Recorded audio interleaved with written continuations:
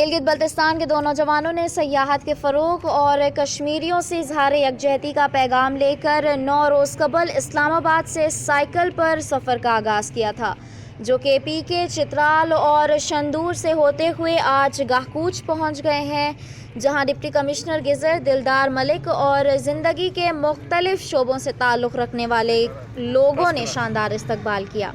Deputy commissioner گزر دلدار ملک نے کہا کہ مرتضی کمال اور عبدالامین نے اسلام آباد میں سے سائیکل پر 1300 کلومیٹر سفر کر کے دنیا کو یہ پیغام دیا کہ گلگت بلتستان کے بہادر جوان ملکی سیاحت کے فروغ اور اپنے کشمیری مسلمانوں سے اظہار یکجہتی کا پیغام پوری دنیا کو دیں گے۔ انہوں نے کہا کہ پاکستان نہ صرف قدرتی حسن سے مالا مال ہے بلکہ امن کا گہوارہ بھی ہے۔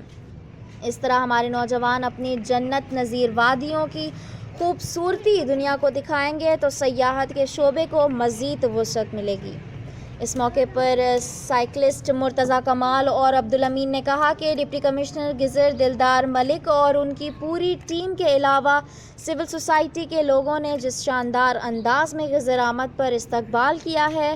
اس سے ہمارے حوصلے مزید بلند ہو گئے ہیں۔ عابد حسین، ہنزا نیوز، گزر۔